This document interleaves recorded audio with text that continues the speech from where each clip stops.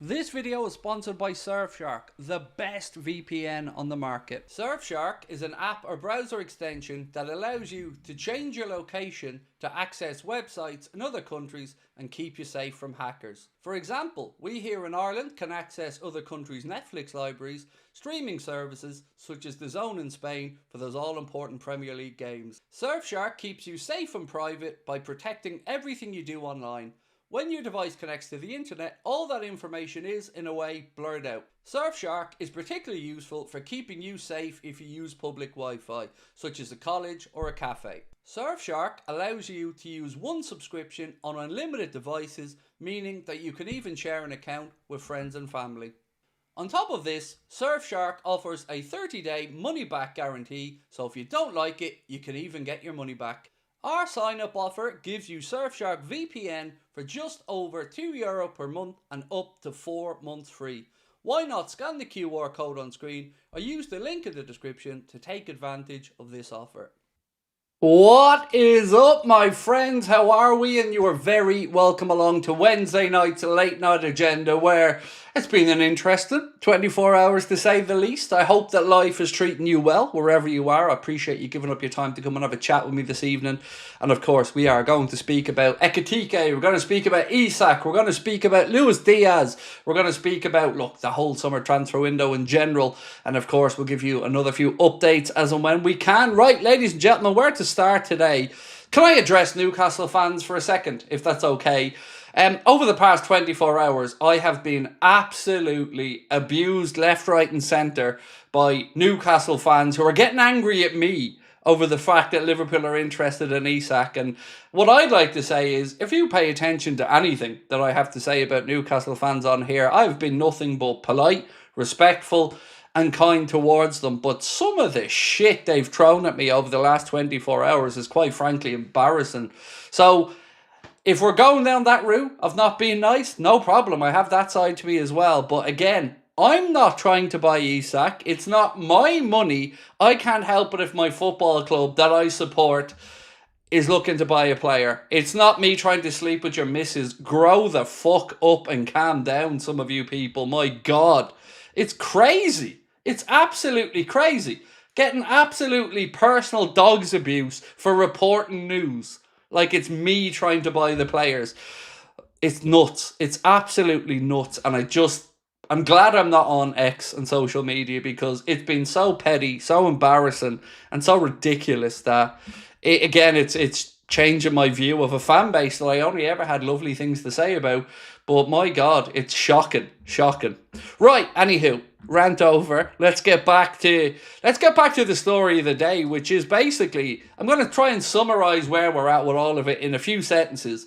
Simply put, it's going to be Liverpool want to buy Isak. If they won't sell Isak, we will take Ekitike. Newcastle fans might not want to hear that, but that's the state of play. Now, again, I'm going to reiterate, Liverpool wouldn't be pursuing Isak if they didn't feel that there was encouragement there, whether that's from his agent, whether that's from the player, whether that's from somebody else. I just do not know.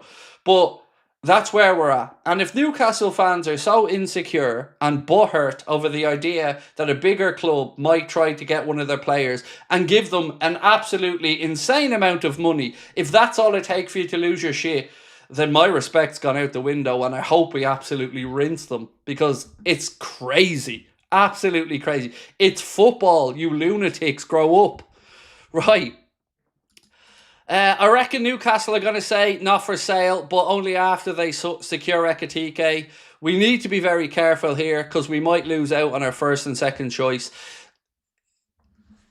I kind of agree with what you've said, my friend, but I will twist it a little bit. Newcastle are under the gun here. And what I mean by that is, we're not going to let them sign Ekitike. So we're going to find out before they sign Ekitike whether Isak's going to be available or not. Newcastle can't slow play this. That would be the ideal scenario for them. And if I was in Newcastle's shoes, that's exactly what I'd be looking to try to do as well. But Liverpool can't allow them to slow play it, because, well, if we really do have Ekitike as our second choice and it looks like he's the guy, then we're going to have to force the issue. And we will force the issue. So it will either be Newcastle lose out on Ekitike, or they have to start giving ground on Isak. But the idea that Liverpool will just sit back and allow them to sign Ekitike and wait for Isak, that's not going to happen. You know, I'll openly tell you, I'm an idiot. But the people that are running things at Liverpool Football Club in Richard Hughes and Michael Edwards are far from it. So whatever we as fans think about the situation, they know what way to play this, and they've been waiting for this moment where that Newcastle bid for Ekitike was going to go, and that's when Liverpool then have sprung into action to say, well, look, we want Isak, we respect he's your player. If you tell us categorically no, and it stays no, fair enough, that's your prerogative.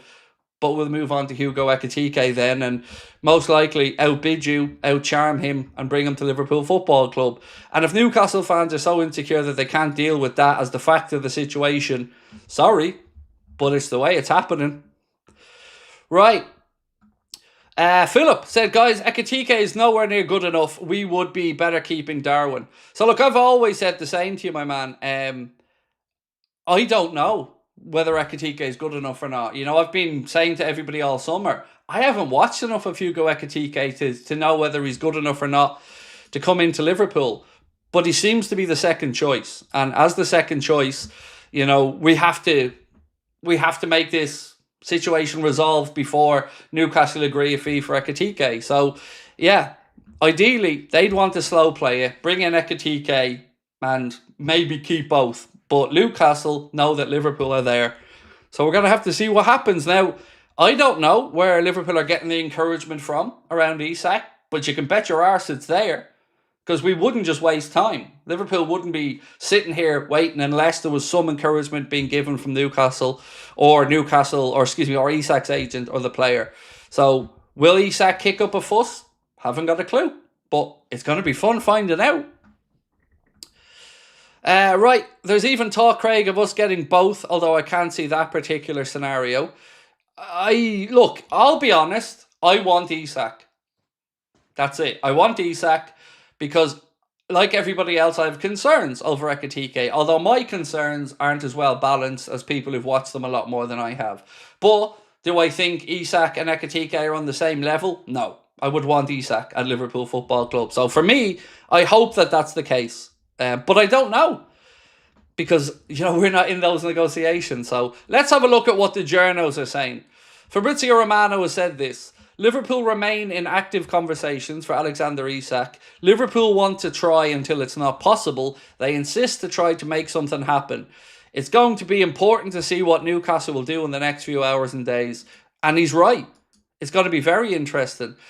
He also went on to say that Liverpool's approach to Frankfurt for Ekitike isn't something that happened today. Liverpool spoke to the people involved in the deal a while back to try and figure it out. Liverpool are ready to offer £120 million upwards for Isak, but Newcastle aren't opening the doors at the moment. No green light. And he's right. Look, we can't force Newcastle to sell Isak. There's no world that we can force that to happen. But like we said, we can move on to our next target, and that's the best way to look at this. Is Isak's number one, Ekitike's number two. If one isn't available, then we move for two. And the fact that we may clash heads with Newcastle over that, tough. Lee, thank you, my man. Appreciate you. And the Diaz situation's a very interesting one as well, because he's looking like he wants out of the club. And at this point, I don't see any other outcome other than Luis Diaz leaving in this summer's transfer window. You know, there is a world where maybe he stays, but would he be really happy? Probably not. You know, everybody knows what to say to sound like you're professional, but if he has been speaking to Vincent Kompany, and he has, then he's obviously open to the idea of leaving, and I think Liverpool are right to hold out for the amount of money that they want, but ultimately he'll probably move on this summer and we have to figure out another replacement. But Liverpool didn't go into this summer, according to many reports, looking to sell Diaz. You know, ideally we knew we were going to sell Darwin. Nobody expected what happened with Diogo to happen. So now Liverpool find themselves in a situation where we may need to do some major surgery on the front line rather than just changing the centre forward. And that's what I'm really interested to see. You know, is the stuff around Rodrigo through? You know, will we revisit if we don't get Isak the likes of Anthony Gordon? These are all questions that I don't know the answers to, but as a fan, I'm fascinated to figure out. Would you prefer just Isak or Ekitike and Rodrigo? See, the thing is, Frank, we don't have to play that hypothetical game, my man. If we wanted to, and again, I don't know what the want of the club is, but if we wanted to, the money's there to buy Isak and Rodrigo. So the days of us having to say two of these or one of them are over. We're only going for the big boys now. We're only going for the top targets. And if Liverpool lose Diaz, well, we probably get the money for Rodrigo from that deal or really close to it. So we could bring him in and Isak or Ekitike. You know, Liverpool have many, many options here. But of course, everything is on hold as Newcastle try to fight off Liverpool's advances for Isak. But again, like I keep saying, I don't know where Liverpool are getting the encouragement from, but they're clearly getting it. Barry said, being a subscriber for a while now, as I've been gifted my second membership, thought how best time to give something back. Keep up the great work. Well, Barry, I really appreciate your support, dude, and being part of our community. There's never an expectation for me, for anybody to super chat or anything like that, but I greatly appreciate your support, sir. Thank you. Detroit Copbite said, no way Newcastle get Isak and Hugo and keep Gordon without PSR. So on top of that, mate, right, Newcastle have their own plans for a rebuild. Or to build out their squad is probably a fairer thing to say. So like you've said there, Detroit Copbite, they already have Isak at the club and he's going to want a new contract at the very least. So that's money they're going to have to spend. We also know that they want Ekitike, like you've said, Trafford, Elanga, a centre-back, and you're right. I don't believe, and many people in the industry don't believe, that Newcastle can do that and still stay within PSR guidelines. Now, we know Newcastle's owners can afford it. That's never been the question. Newcastle can afford to spend obscene amounts of money, but they can't afford to do it and break the rules of PSR. And that's what their problem's always been. So I get the frustration from the Newcastle fan side as well. You know, it must be difficult having owners who want to spend a load of dough but aren't allowed to because the club has to be self-sustaining. But this is football. This is the world that we live in. Lee, thank you for your membership, mate, as well. Said, I love your straightforward, truthful opinion. Thank you. You know, I just found the last 24 hours mad. Because honestly, if you've seen some of the shit they've aimed at me, like belittling me for being Irish, belittling me for not being from Liverpool, belittling me for not going to every home game like it's possible for anyone without a season ticket to do. Like, I've borne the brunt of their frustrations on social media. And all I do is report what journalists are writing. I'm not trying to go in and ride their misses. I'm not going in to try and take their firstborn off them. I'm merely reporting that we're interested in signing Isak because we are. And they're so butthurt about that they have to go to personal insults. It's changing my view of a fan base that I've had nothing but respect for. It really is. It's nuts. Whatever about my own football club's fan base disagreeing with me on something, that's fair enough. But if there's one thing I believe I am on here, it's respectful to most other people. Isak fancies the move, but trying to be respectful. Yeah, and I get it. I've said this, Luke, on this channel. I'm sorry, I know you're not having a pop at me, Luke. But I get it. Newcastle fans have been brilliant to Isak. He's absolutely idolised up there. And I'm sure he doesn't want to kick up a fuss. Nobody wants things to get toxic in these situations. We have a situation with Diaz now as well that we don't want to get toxic. You know, if he wants to leave the club, fair enough. But again, you know, players have power in football and it will come down to what Isak wants to do, whether that's a very clear, I would like to move to Newcastle, and Newcastle say, well, sorry, you're going nowhere. That's their prerogative. But it's hilarious. Where's the money, John? I only just joined. What's happened? Love you, Craig. Well, John's found the money. Definitely. I mean, it's been incredible to see this transfer window from our club.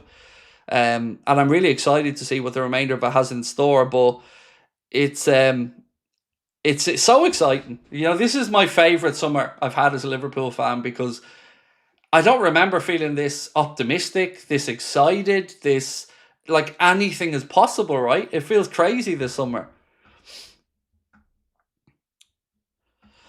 Toon fans saying the PIF have blocked Nunes to any Saudi club. Yeah, that's not going to stop us, by the way. Because if Liverpool wanted to and they thought that the Saudi thing was off the table, would have just taken 5 million less from Napoli. So Newcastle, and look, what I'm about to say now sounds disrespectful, right? But I'm trying to be honest. Newcastle right now need to know their place. They do. They need to know their place in the grand scheme of things in world football. They aren't Liverpool. They aren't Real Madrid. They just aren't. And sometimes the big fish comes swimming around and the big fish wants to eat up some of the little fish. And in this scenario, Liverpool like the idea of signing Isak. But Newcastle have the final say on that. But they don't have any dictation to us about what happens with Ekitike. So that's where Newcastle are going to have to ask themselves, do we want Liverpool to help us fund a rebuild by selling our star player? Or do we want to cut our noses off to spite our face and have to be clever about how we go about our business? Up to them to decide. But either way, it's not going to change the trajectory of Liverpool Football Club and where we're going. So let's wait and see what they do. Hey Craig, the Rashford story made me chuckle this morning. Definitely coming from BS Island. I love that you know BS Island, Shane. I love it, mate. Well played. It would be hilarious if you lot did sign him, though. I'm not even joking, and I wouldn't take him for nothing, Shane. I just wouldn't. There was a time where I absolutely would have, but Rashford, I don't know what's happened. Mate, you as a United fan would probably know the ins and outs far better than me, but something is just not right there. And even at Aston Villa, I felt like what he did at Villa was being majorly overplayed for what he actually achieved with them. So I wouldn't want them. And when I see that story as well, I chuckled and then thought, surely that's not true. Like, surely it can't be. My membership will be infinite. You're amazing. Thank you, Kev. Appreciate that, my man. I have the best community on the internet. Honestly, I praise you guys high and wide every single day. I absolutely love it. And this is true. This is true. They hate us because they ain't us. And you know what? Initially, Jamie, when this stuff started happening, I almost felt like I needed to apologise on behalf of our club for disrupting it. But the more I've thought about it, fuck them. Because this is the way I want my club to act. This is the way I think big clubs should act. We need to make sure that we look after our best interests. And if we're in a position to try to start cherry picking the best talent, well, that's just the way it is, I'm afraid. And if you don't like it, tough. Newcastle fans, tough. How much are you betting the Geordies going mad about this? Said we would have wished Trent well, going to a bigger club. Where's the same energy? I know. But look, again, Mr. Presley, I will be the first person to tell you that we're all hypocrites as football fans. Right? We have one standard for our club and one standard for other situations. So I admit I'm a hypocrite and football fans are hypocrites, but we all knew that everybody telling us we should be clapping Trent off. We all knew if the shoe was on the other foot, it'd be bullshit. Like I said, can you imagine a situation where the lads at AFTV or whatever are sitting there applauding Saka as he joins Real Madrid on a free? It's not going to happen, nor would anybody expect it to happen. But of course, when Liverpool are involved, everybody wants to try and take cheap shots. It's just the way it's been, and it is what it is, you know. It's not going to stop me enjoying the season. It's not going to stop me looking forward to seeing Florian Wirtz tearing up the Premier League. And it's not going to stop me smirking knowing that Liverpool are finally acting like the club that we all know we've wanted them to. So if there's a bit of collateral damage along the way, tough. I'm a Liverpool fan. Looking after what Liverpool's best interest is my best interest. So yeah, I hope we get Isak and I hope they cry themselves to sleep at night, because either way, tough. Know your place. And you're not Liverpool Football Club at the minute. That's just the fact of the situation. When will the decision come? It's a really good question. And this is what makes the situation so intriguing, Eddie. Right now, the clock's ticking. And the clock's ticking for both Newcastle and Liverpool. Because what we can't afford to do here is allow them to get Ekitike. Because if we allow them to get Ekitike, well, then they can slow play the Isak situation and they have more leverage in it. But if Eddie Howe and Newcastle really see Ekitike as the guy as part of their rebuild, we can stop that. So basically, the gist of this right now, Eddie, is Newcastle have to decide what they want to do. And Liverpool have played a blinder. An absolute blinder, because we're forcing the issue. And it's genius. And I tip my hat to Hughes and Edwards, because it's absolutely genius. We knew that they were going to move for Ekitike at some point. And now we're testing the waters. I love it. I don't know how it ends. I don't. But I love it. Vizjak said, I'm a Newcastle fan. Isak will 150 million plus to be accepted. I hope we don't go to 150 because I think we're overpaying. I think we're overpaying as it is at 120, 130, but I think there's an acceptance that we have to overpay. I think everybody in the situation from the Liverpool side is accepting that. And for what it's worth, genuinely, I think Newcastle should take the money. I do. And I keep coming back to the Coutinho situation with Liverpool. Newcastle should take the money because it can help them do what they want to do. Maybe not in the short term, it's going to feel like pain. But in the longer term, it's the smart play. Because you're going to lose Isak. You're going to lose him. Whether it's this summer or next summer, whether it's Liverpool or somebody else, you're going to lose him. Because Newcastle will not be able to fight for the Premier League. Newcastle will not be able to fight to win the Champions League. And that's what this guy wants. Now, if you don't believe me, look back at a post when somebody said about Isak joining Arsenal. And he commented back, he wants to win the Champions League. Ain't going to do that at Newcastle. Not for at least 4, 5, 6 years while they build that project. We just happen to be further along in our project. And we're at the point now where we're shopping at the top table. That's the way I see it as a Liverpool fan. And I'm not going to apologise for that. What Newcastle fans don't understand is that they're going against a juggernaut in Liverpool who have the pulling power like Real Madrid and Barcelona. Yeah, I know. And it's unusual for us to be feeling this way as Liverpool fans, you know. But I'm also not going to apologise for it, like I said. Or I don't think any of us should. We should be happy that our club is acting in this way. And again, it's not like we're pulling a Real Madrid on this and looking to destabilise them in the media every 5 minutes. You know, Liverpool aren't leaking stuff. But somebody from Newcastle side, whether it be the agent or the player, is giving Liverpool encouragement. And that should be the concern for Newcastle.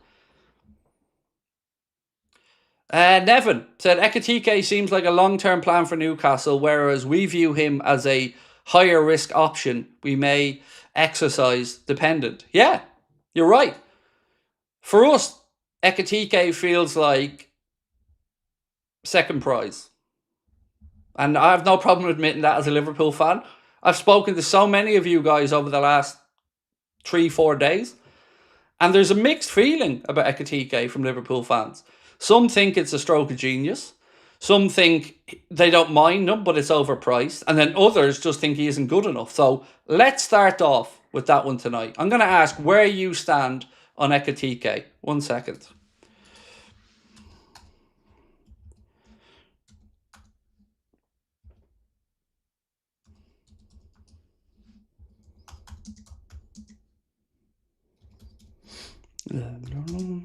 Okay.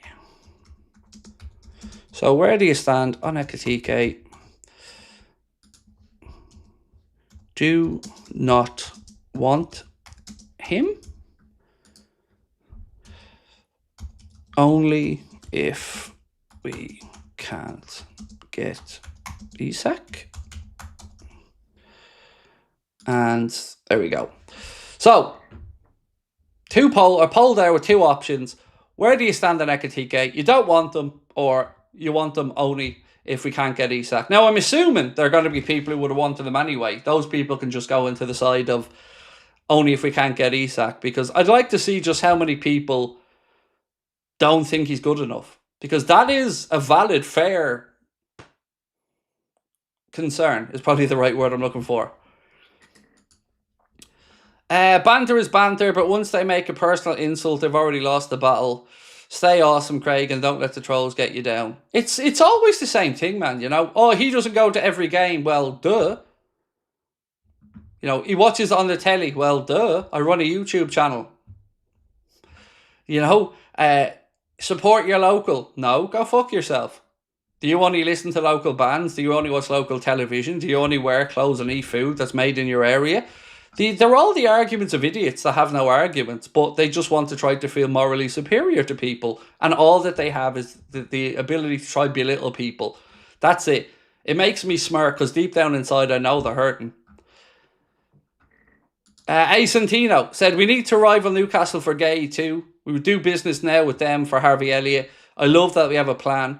Yeah, the Gay situation is very interesting. Because Newcastle, to be fair, have been long admirers of Mark Gay and have tried to sign him in the last window, or maybe the last two windows. And this is where I mentioned the hypocrisy of being a football fan, because we're going to ask for top dollar for a player with 1 year to go in his contract if we're to sell Canade. But we won't pay top dollar for another player in a similar position who's also homegrown. It is intriguing to see how much of this is brinksmanship from the club and how much of it is based in a genuine value. But I'm intrigued. That's the word I would use for this window so far. Definitely intrigued. Right, let's get in some of the chat.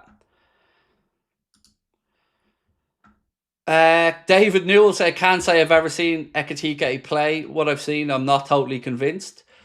Namon said, Sesko's another option. Ahmed said, we need to get dominant centre-half before we look at a forward. Mate, I agree. That's the position for me that I'm most concerned about, Ahmed, right now, bro, is definitely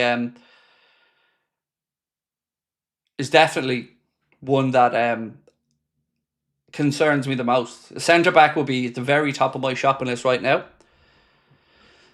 Jordan said, why aren't we using the Kwanzaa money to get Gay over the line? So, I don't know the answer to that question, but I do have a theory on it. And I can't believe that Liverpool would have sold Kwanzaa without knowing that they had somebody lined up or that they had achievable targets. It would be very, very, very naive of us, and I don't think we do that. Now, what I'm wondering, of course, is probably what you're all wondering. Did we pause out of respect for the Diogo situation, and will that then pick back up? I'd have to assume so.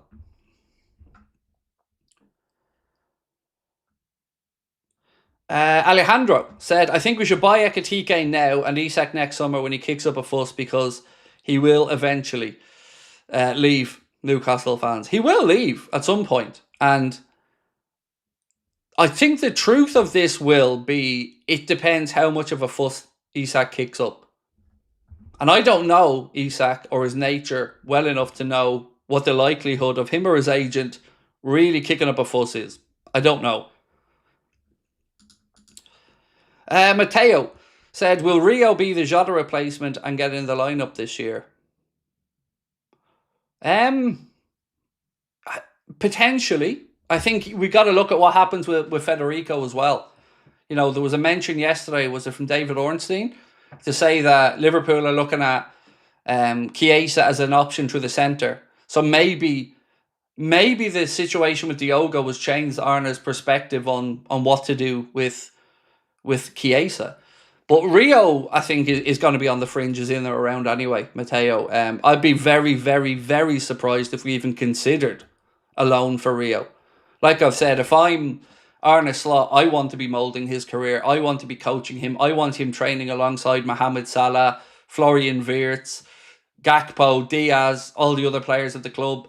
So yeah, I think he stays put, and I think that'll be the right one. And then give him 15 games this season, including little cameos off the bench, but just more get him into the rhythm of being in and around the first team, travelling with the first team, just getting ready. So when he's eased in bit by bit, he's good to go.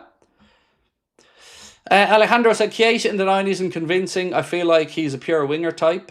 Look, I'm not telling you it's the correct answer or it's the best solution. I'm just referring to what David Ornstein said yesterday about him being considered as an option to the centre for us. Offering a world record fee for Isak, who has time left in his contract, literally couldn't be any more respectful to Newcastle. Try dealing with Madrid. Yeah, I know. It is mad. And for what it's worth, I actually do think Liverpool are being respectful with the Isak situation. Because, as our friend pointed out a second ago, yeah, try dealing with Real Madrid in these situations and you'll see petty and you'll see vindictive. But, it's like saying you can't help who you fall in love with, right? Liverpool clearly have looked at the world market right now for a striker and don't see a solution that works best for the way Arna wants to play. And for whatever reason, Isak ticks those boxes. So this is where we're at. I'd love us to end this window with Rodrigo, Isak, and 2 centre-backs if we sell Canade. And that's me happily finished for the transfer window then. If Liverpool can do that, brilliant. I think it would be, incredible is probably even an understatement. Like, imagine having a team that you could line up with Gakpo or Rodrigo on the left, Isak or Ekitike or whomever through the middle, Salah on the right, Wirtz in behind, Maka and Gravenberch, and Szoboszlai is an option, Jones is an option, Elliott probably gets sold. That's depth. That is depth that I dared not dream about a few years ago. Do you think Diaz will leave the club? Yes, I do, mate. Because he wants to leave the club. And again, you don't have to take my word for that. David Ornstein said it yesterday. Let me see if I still have the exact quote here for you, bro. Where was it? So much news over the past 24 hours. So, where is it? He said, here we go. Luis Diaz has made it clear he wants to leave Liverpool. So, let's see what happens after that. But the player's made it clear he wants to leave. And I don't want to keep any player at the club who doesn't want to be here. Look, I like Diaz. I think we all do. He's a really good player. But if he wants to move on, I don't think he's irreplaceable. And at least, unlike Canade, we can slow play it if we need to, because he's got 2 years to go in his deal, whereas Ibu, different scenario. And Justin said we keep Elliott as an extra, but that's unfair to him, Justin. You know, the problem that Harvey Elliott has, mate, is not whether he's good enough or not. It's that we just can't give him the minutes. And he didn't get it last season, and now we've brought in Wirtz. So realistically, trying to sell him the idea that you will get enough games, I don't think he'll buy it. And I don't think we can be selfish in this situation, because Harvey deserves to play. And if we get a deal that has a buyback option in there, which the club are willing to take less money for, then that's probably the best solution for everybody. He's too good to be taking up a bench place. But he's also not at the level yet to justify trying to bench the likes of Wirtz, is he? Like, let's be honest. Asantino said, honest question to Newcastle fans, would you take 100 for Elliott and Isak? I wouldn't give them 100 for Elliott and Isak. I think if you're throwing Harvey Elliott into the equation,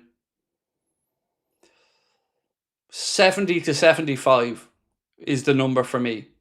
Because Elliott's worth 50, 40 with a buyback clause. So I would say 75-ish is where I'd be at with an offer. Value in Isak at about 125 there.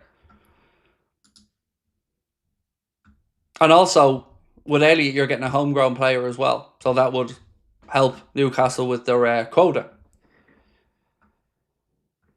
Nasser, how are we, sir? Said, Craig, do you honestly think we get Isak or Ekitike? I want Isak, but I think we get Ekitike. So if I was betting right now, if you said, Craig, there's 50 quid, I'd probably bet with Ekitike, because it's in our control. I don't know. I couldn't sit here with any level of confidence and tell you I expect Isak. I hope we can get Isak. But I don't know for a fact that it's a possibility. So I'd probably go on the side of, I'd say Ekitike is more likely. But there are a lot of Liverpool fans. I've been getting sent some screenshots of some social media accounts today who are a lot more upbeat and confident about this. But what I do feel comfortable to say is Isak wants to join Liverpool. Like, again, Newcastle fans might not want to hear this, but he does. He wants to join Liverpool. You know, he might not kick up a fuss and he might be respectful and stay at Newcastle, and it might end up grand for Newcastle fans, but be under no illusions. He wants to join Liverpool Football Club. You're just going to have to accept that one deep down, whether he moves or not. He wants to do it.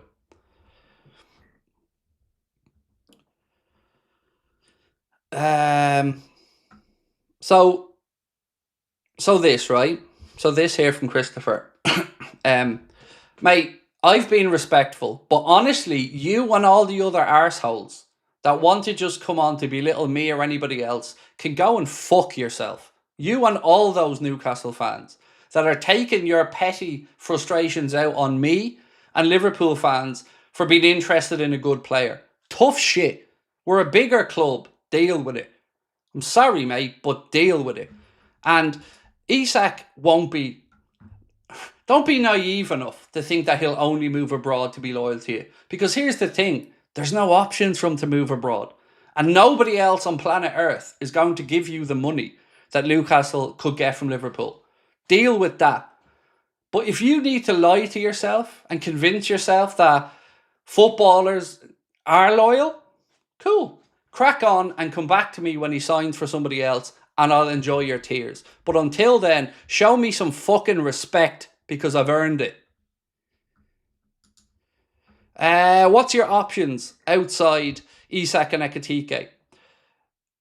I really don't know. Like, Šeško is there as an option, right? So, but I don't know who Liverpool want. I've said this all summer. I'm just reporting the news. And these absolute little wet wipes are losing their fucking minds because they don't like the news. Sorry. I didn't write the stories. I didn't tell Liverpool to go and get Isak. But I'm not going to lie to my audience to make you poor little wet wipes feel better. Tough. But yeah, I don't know, KF, mate, who the options are. I love Alvarez. Alvarez would be my, above anybody else on this planet, go get me him. But he doesn't want to move back to the UK. So I think you'd be wasting your time there. And one story that caught my eye simply said this.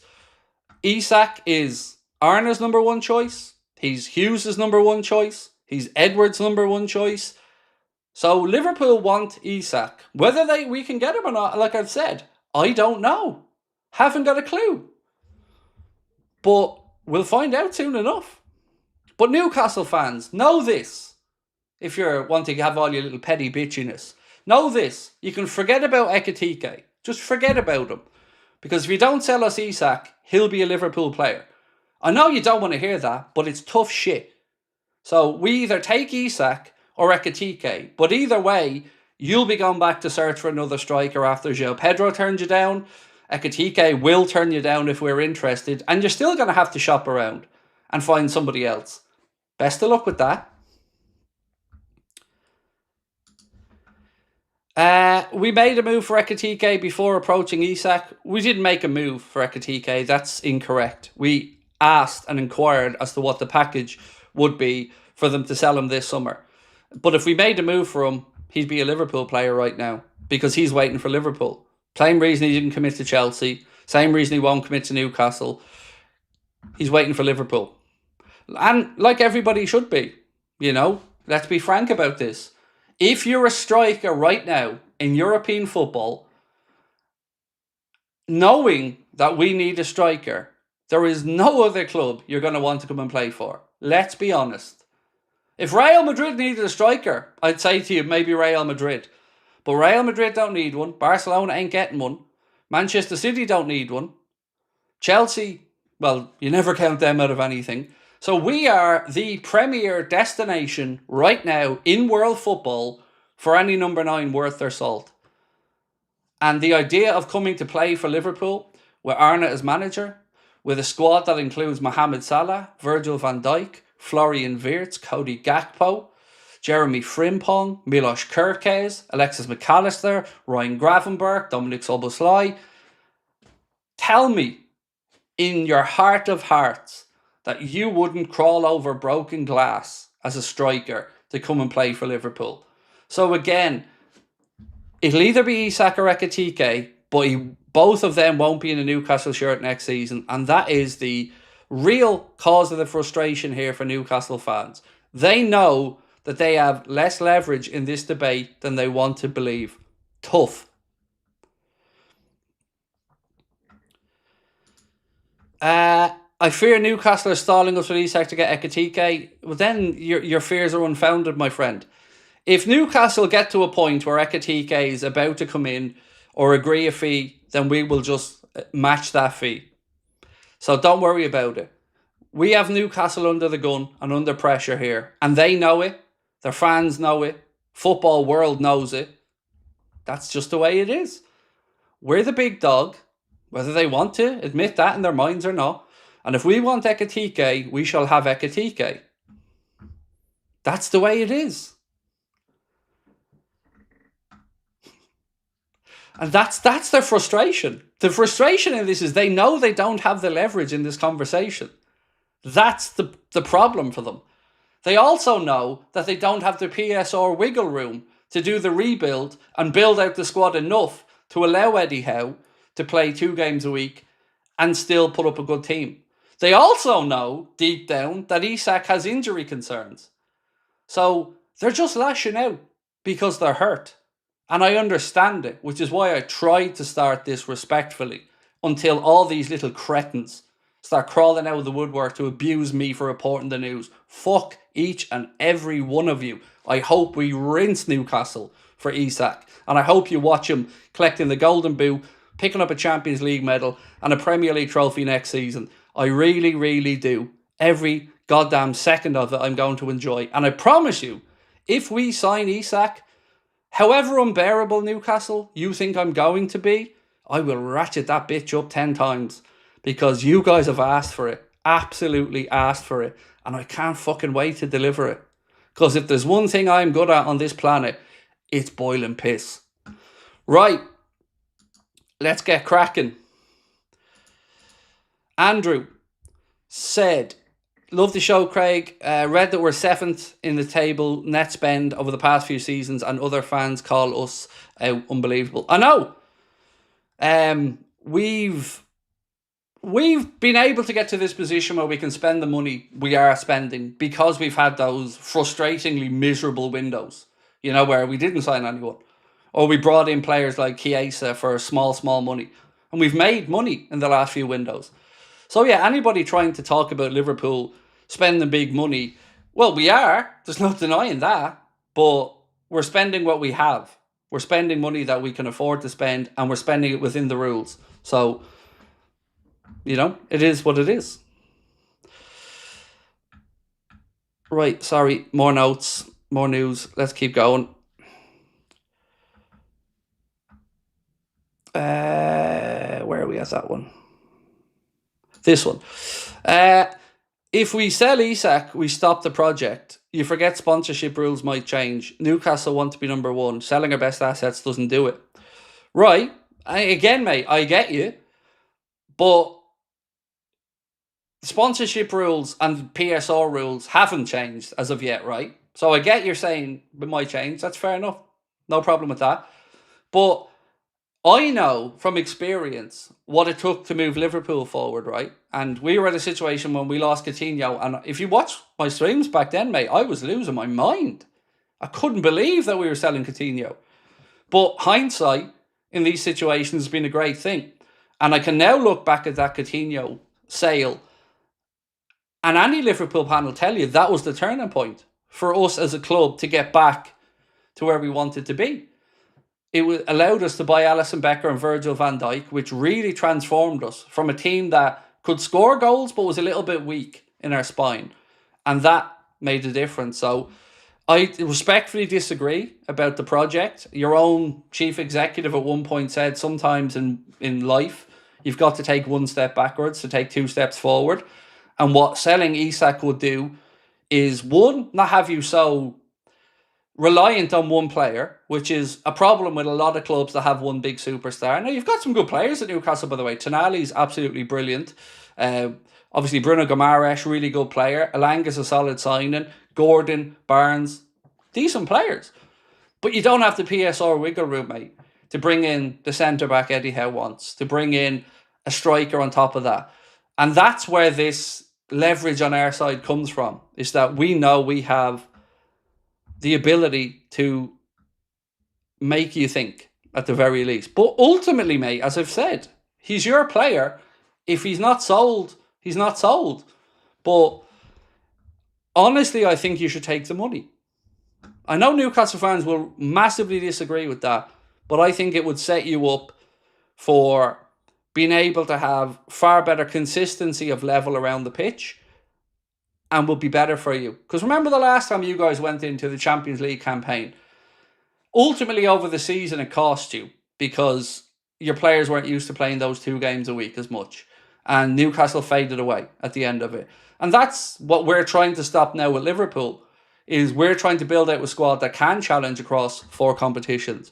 So, 'tis what it is. But again, we'll see how it pans out. I don't know. I'm not sitting here arrogantly telling you we will have Isak. I'm telling you we will have Isak or Ekitike.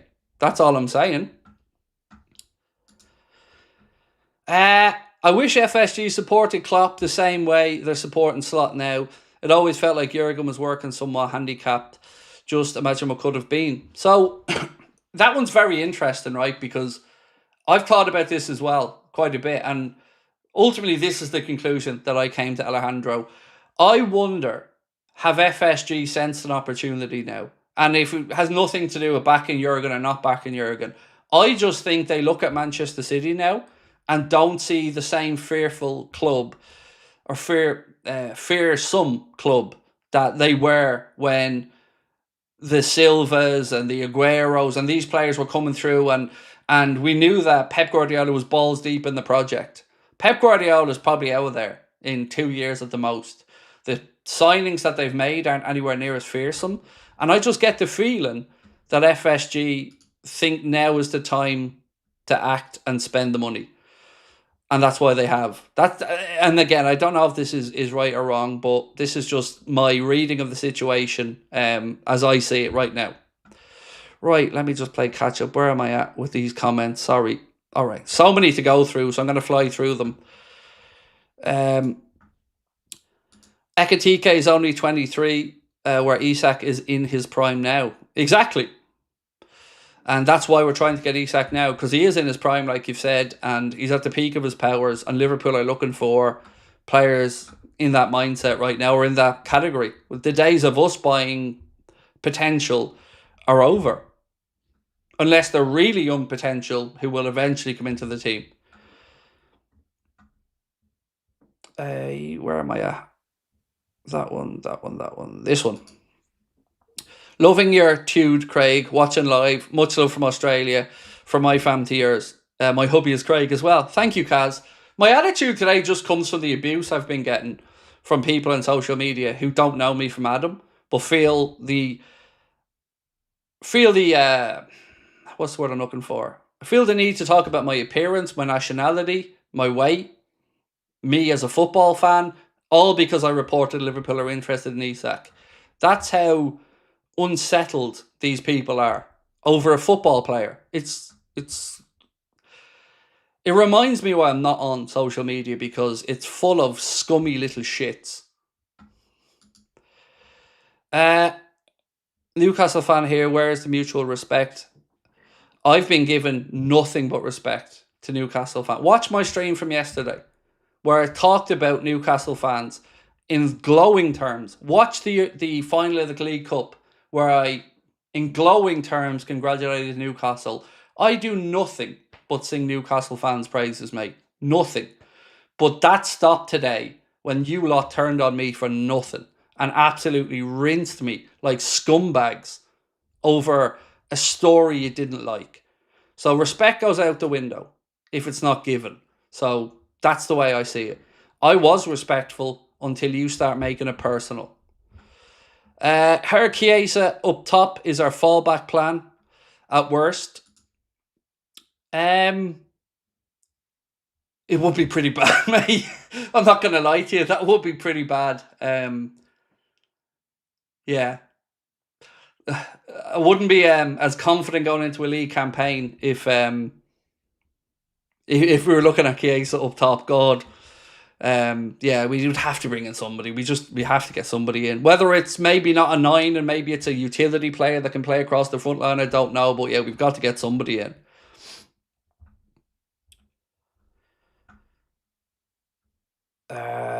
Right, this one. Centre back is priority for me, but I'm willing to wait longer for the centre back if we get Isak. It's a tough one to gauge, right? Because, like you said, centre back's priority for me as well. But I don't think I can really give you a valid answer on the centre back situation till I know what the plan is for Canade. So if we're hanging on to Canade no matter what this season, then Liverpool probably feel like they have breathing room because we have Gomez, Canade, Virgil, and also have Nallo and Stevenson. And yes, we will still need another one, but they probably feel like the situation here, because of the Ekitike interest from Newcastle, probably forced this issue to be the one that Liverpool feel is time sensitive. Right, so we asked, where do you stand on Ekitike? And 85% of you guys said only if we can't get Isak. And thank you to everyone that answered that. I want to ask, in the spirit of what our friend just said there, I want to ask what you think's the priority.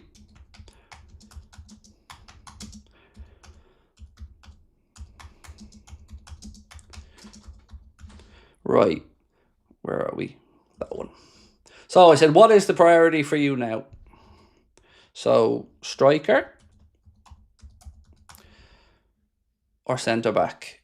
Because I think it's got to be one of those two. I know people will talk about DMs and all, but I think these are the two that most of us feel are important. So, striker or centre back? If you're Richard Hughes, Michael Edwards right now, what is your priority heading into pre-season?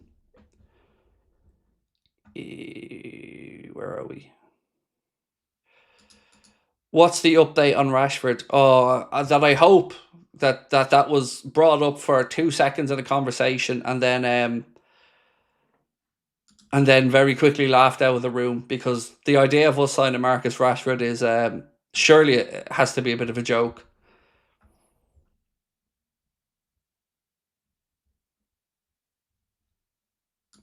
We use Chiesa more because he plays every 3 days and Salah's at the AFCON. We definitely need cover for when Mo's at the AFCON, mate, definitely. See, I think any of us as Liverpool fans have ever had a problem with the idea of Chiesa staying. The frustration that we had last season was not that Chiesa was here, because we all like him. It was the manager's unwillingness to give Federico an opportunity to play. That was the big problem last season. But if Arne feels now that he can utilise Federico more, great. I think we'll all be happy to see a bit more of him. Although he is still off the pace, let's be honest about that as well. But he's got a full pre-season ahead of him.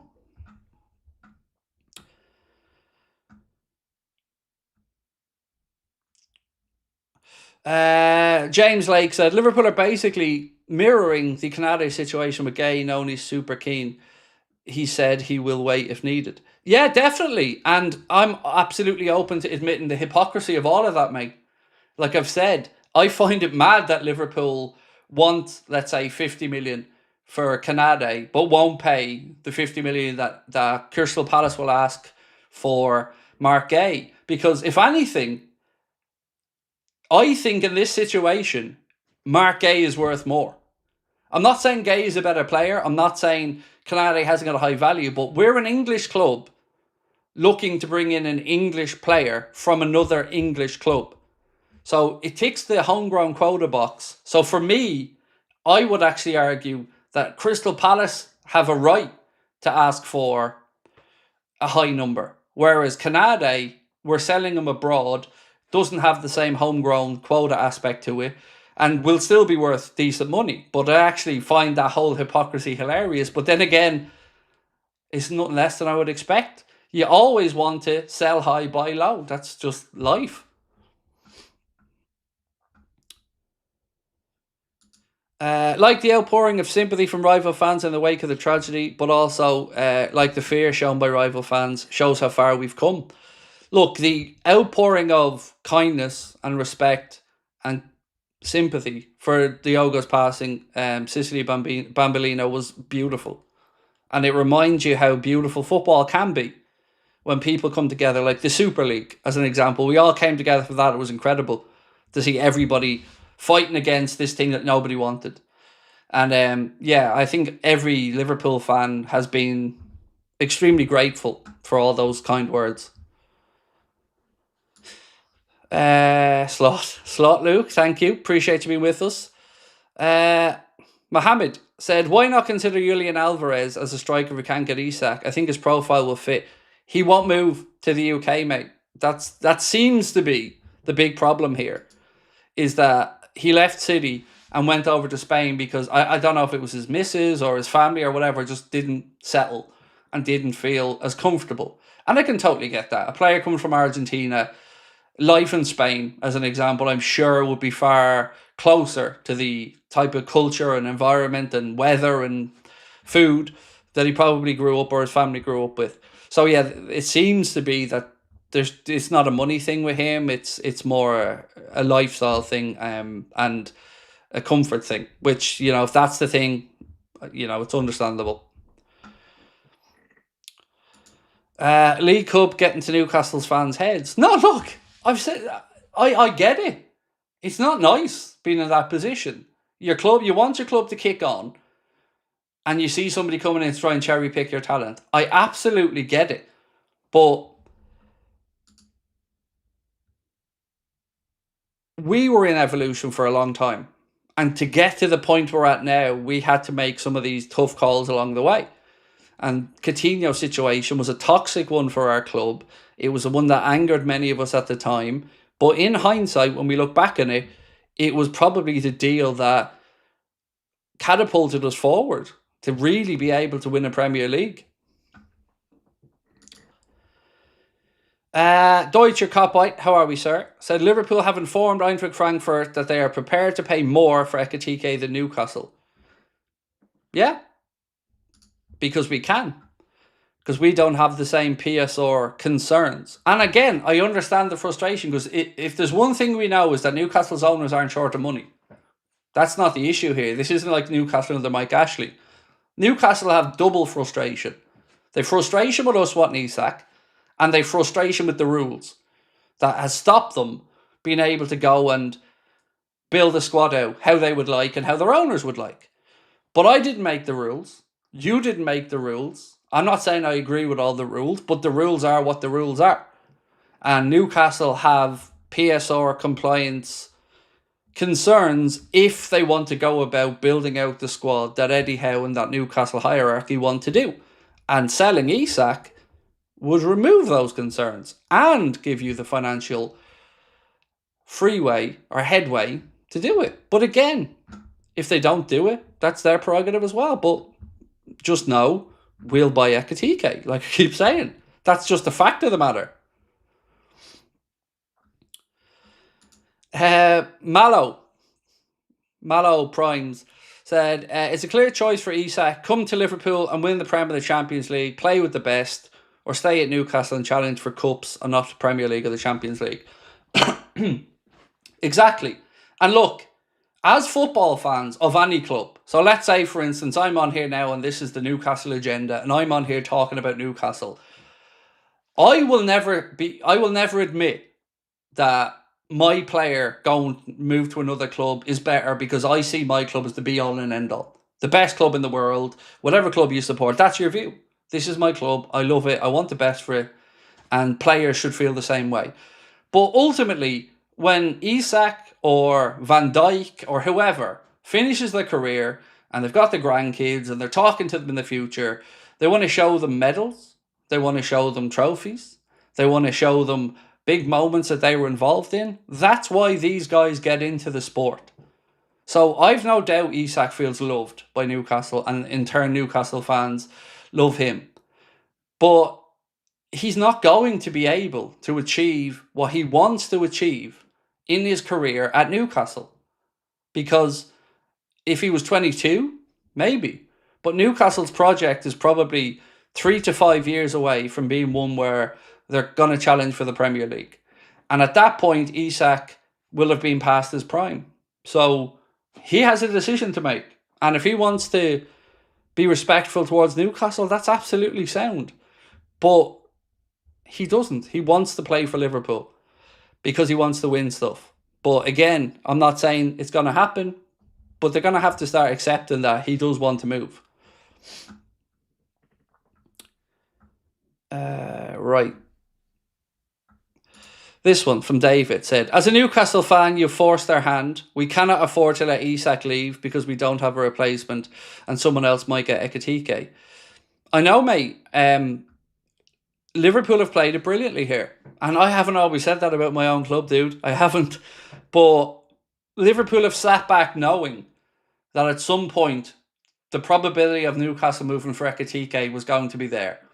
And we knew that we also had that card to play. And in this negotiation, it's about leverage now, right? Both sides want leverage. Liverpool want to force Newcastle's hand.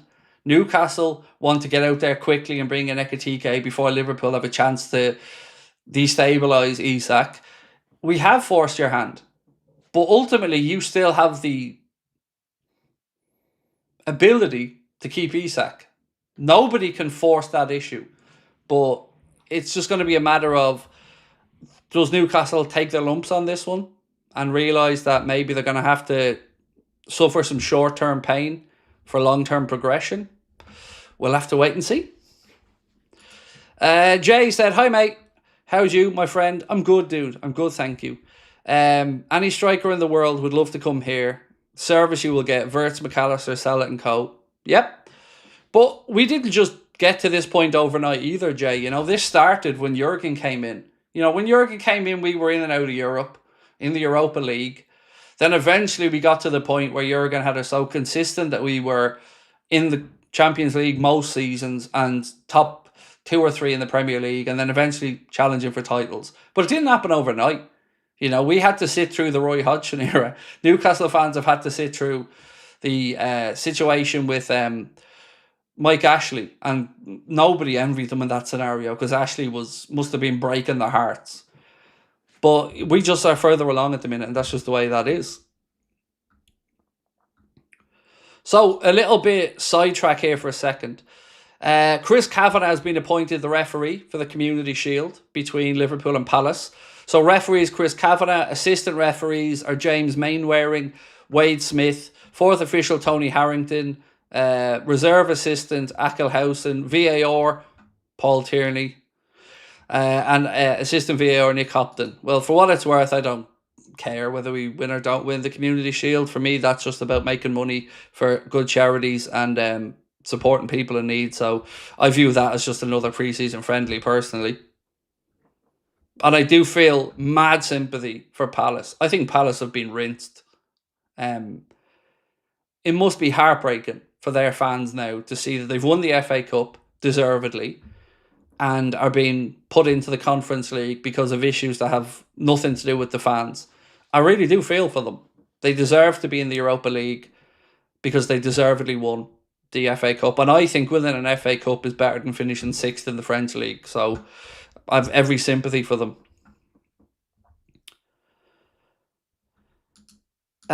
Visa, thoughts? 19 non-penalty goals last season. He's too old, is my thoughts. He's 28, I think. And I don't know his numbers past last season off the top of my head, so I don't know if he's had good numbers for 3-4 years, but I wouldn't want Visa at Liverpool. I think, no, not at 28, not the amount of money he costs from another English club. Just don't see a big enough sample size of him at the top level. I just don't think he's good enough, is the long and short of it. Fan here from New Hampshire, planning to go up to a game at Anfield this season for the first time. You're not allowed. Did you not get that memo, Chris? No? If you haven't been to every game since you fell out of your mum, that's it. You're not allowed, mate. None of us are allowed to go. We have to just keep watching it on the telly and let the real fans go. Did you not get the memo? You'll get it soon enough, dude. Don't worry. All jokes aside, you'll have an incredible time. The 12th Man would be the pub that I go to for a pint before the game, but everybody would have their own favourite. The Arkles would be another one. But you're going to have a great time, Chris, and enjoy coming up. It's going to be brilliant. And I love every time I go back, something new has changed. The club shop is getting an extension now, as an example. So every time I go back, there's something new, something cool. And it's going to be amazing for you, dude. Do let us know how you get on. I hope you have a wonderful time. But yeah, you won't be short of pubs either. But make sure you get there early because they get busy. Carl, how are we, sir? Said, fed up with Diaz and his attitude, considering how Liverpool Football Club have treated him and his family. He doesn't have any respect for Liverpool. I'd be a liar, Carl, if I told you I didn't have a sense of frustration with Lucho.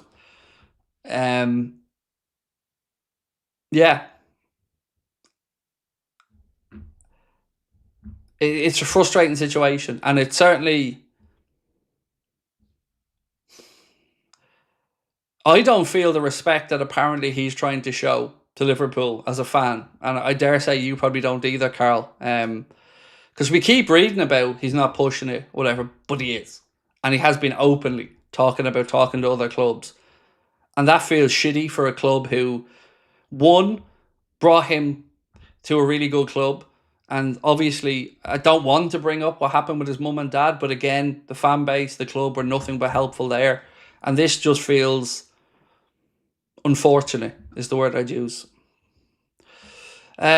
Chris D.H. Waugh, who's a journalist, I believe, said selling Isak for £120 million would essentially extinguish any PSR constraints for the foreseeable future, and Newcastle could reinvest more money into the squad. Yes, exactly, they could. But I understand that it's still not a great situation for Newcastle fans. It's just one of those where it is what it is, and you don't have to like it, but it is reality. Kaz, never change, Craig. We love you just the way you are. Thank you. I'm big on respect, Kaz, and if people show it to me, I will show it back forever. But don't ever think that the nice guy sitting here smiling doesn't have a nasty streak in him either, because I do. The only reason I am the way I am on here is because you guys have given me the support to feel I can open up to you and I can be vulnerable with you. But I'm not going to take abuse from anybody, especially when they're doing it from behind a keyboard, because, I'd love to have some of these conversations with some of these people in person, because I feel like they'd go quite differently. I also vouch for your respect to Newcastle fans, Craig. I'm sorry they're souring on you for their ignorance. It's mad, mate. I've said for years, if Liverpool didn't exist, I'd probably be a Newcastle fan. And I've always supported that fan base and spoken positively about them. But it today really, really stung me. I'm not going to lie. It really fucking stung me. Because I just thought to myself, what's the point? I might as well be like every other snidey channel who belittles other clubs and badmouths people, because you don't get anything for trying to be nice. And it really has stung me today, mate. I'm not going to lie. It really has bugged me that a fan base that I've been so kind to got personal about a story. Not like me belittling their club or taunting them, just over a story that I didn't write. It's mental. Keith said, I really want Isak. I know we'll win the Premier League again. Look, I'm going to sit here and be honest and say, I have concerns if we sign Isak. He's a great player, but I have concerns that when we reach a Champions League semi-final, he might not be available. Or if we have 5 games to go in the Premier League, that he might have a knock or an injury that rules him out. So, to me, this whole situation feels like one where we're willing to pay £130 million for an £85 or £90 million player. So I'm looking at it thinking we're overpaying and we're still taking a risk. So for me, I like him, but I have to say there's a risk involved in it in my eyes. There's no risk about whether he puts the ball in the net or not. He's very good at that. but there is a risk about his availability. And I think that has to be acknowledged in the thinking here. Zoidberg, but Palace can actually win the Conference League unlike the Europa League. Yeah, that's true, but it shouldn't be the point really, should it? They won the FA Cup deservedly. And I know people can say rules are rules, but we've seen so many times. Like, look at the Red Bull clubs. They just change names slightly and all of a sudden we're all supposed to believe they aren't still owned by the same outlets. You know, it feels again like Crystal Palace are being bullied by UEFA for being a smaller club. And if this was AC Milan or Liverpool or United, it wouldn't be happening. It wouldn't. And that's where we have a frustration. We know that the rules have been circumvented before, and Crystal Palace have a great fan base and did something really cool this year and didn't do it the easy way and didn't get lucky. They won the FA Cup and they deserved the prize at the end of that, which is obviously the trophy, and they're placing the Europa League next season. That to me just feels really unfair for them as a fan base. Yeah, it just does. I can't shake it. I just feel really bad for them because they deserve to be in the Europa League. Torchwood Empire said, I watched the first friendly, didn't see Wirtz. He wasn't there, mate. Wirtz wasn't there. Virgil wasn't playing. Alisson wasn't playing. Diaz wasn't playing. Maka wasn't playing because they weren't as far along in pre-season because obviously we had a few days delayed. So, yeah, there was nothing to worry about. No injuries or anything like that. But the manager and the medical staff just didn't want to risk any of the lads. Can we get Isak and Rodrigo? Of course. And now I say that from a financial standpoint. Yes, Liverpool have the ability. Let me read you out something from yesterday. So Dave Powell is a football finance expert. And Dave Powell was speaking yesterday about what Liverpool can and can't do before getting any PSR concerns. And this is what he said. Based on Liverpool's net spend plus PSR position and assuming a profit for 24-25 in the books, which is expected to be about £20 million, plus allowable deductions of 105 million, which is what every club is allowed to lose in a 3-year cycle in the Premier League. He said Liverpool could still lose, so spend, more than 200 million in 25-26 and be PSR compliant, but here's the key, after Isak, Wirtz, Kirkez, Frimpong and Mamardashvili. So yes, we can go out there and sign both of those players financially wise, but after that, it'll come down to obviously the selling clubs. Brad, say keep doing what you're doing, bro. Much love. Thank you, sir. And thank you to everyone that's hit the subscribe button as well. Really do appreciate you guys. So I was in a bit of a race today to get back.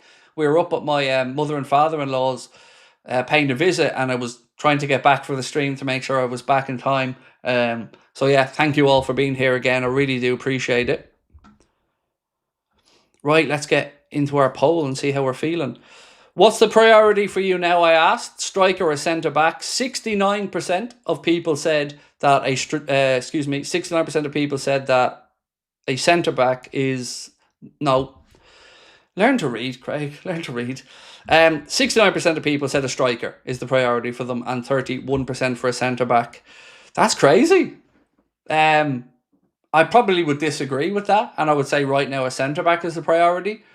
But we need both, so I guess it's which one you think you want right now, right? So either way, let me say this. If we don't sign a centre-back and a striker in this window, I'm not going to be happy with the window because we'll still have positions that we feel need to be filled out.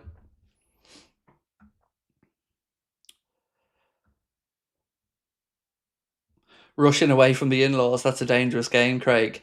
No, look, my in-laws are very understanding of what I do and what the times I have to keep and stuff. They've always been very, very good about it. Star Girl, how are you, my friend? And please do say hi to your dad for me as well. You said, I remember the Hodgson era and now look at us. Oh, I keep telling the same story. Being on holidays, and I think it was Northampton Town in the cup, and it ruined my holiday. I didn't even want to watch football sometimes during the Hodgson days. Things were getting that dark. Casey Maxwell, thank you. Said, love you here in America. You keep me in the loop. Thank you so much, mate. Appreciate that, Casey. I hope you're all well over in the States as well. I hope life's treating you good. Abdullah said, lucky you, mate. Not many people can say that about their in-laws. Oh, mate, they've been so good to me. They treat me like a son. They always have. I've nothing but good things to say about my in-laws. They're brilliant. Big news coming out at 10:30 regarding Isak. Where's this coming from? KFC boy or the uber reliable friend of the channel, top fella, Ivan Schwackhoff? Which one is it? Is it Ivan or is it Kentucky Fried? You know. If it's Mr. Kentucky Fried, then yeah, I'll gloss over that one. Oh, it's Ivan. Oh, well, I'll always pay attention to friend of the channel, Ivan Schwackhoff. Mate, you're a great Irish man. Forget people that will only see the back of our players' boots. Top man. Appreciate that, Lee. Thank you.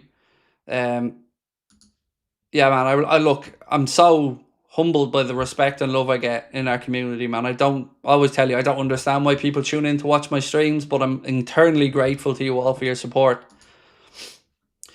Right, Nassim, thank you, sir. Silent streams, love the channel, Craig. I'm an American and I've been supporting Liverpool since Klopp joined. How crazy is this transfer window for us as a long-time fan? It's one that I can never remember the like of. Silent streams. It's like you're probably somebody who's watched the channel for a while, and it was pretty well known that I was upset with FSG for the way I felt they didn't back managers. But I always promised if they ever change the attitude and start to back, you won't hear a word from me about them. And I like to believe so far I've been a man of my word, because if I, as a Liverpool fan, tried to say that this transfer window has not been incredible, I mean, how could I have any credibility? It's been brilliant. It's been brilliant. It's not over. There's still work to be done. But man, the excitement and some of the nights we've had when the Verts deal was announced, or when we got the Here We Go on it, I'll never forget those nights. I'll never forget the feeling of all of us in shock, in awe, the good vibes that was going around, the happiness, the optimism. And it just reminded me how beautiful football is and how it connects all of us unique individuals all over the world. As was it Shankly that said this, or somebody said the football was the most important of all the least important things, and I think that's really true, because it is special, and those nights are special, and I'll never forget them. I'll never forget the Barcelona comeback, being able, I wasn't in the ground, but being able to share that with you guys, it was amazing. And these are things that I will carry with me for the rest of my life, no matter what else happens. That bonding, that human experience together was beautiful.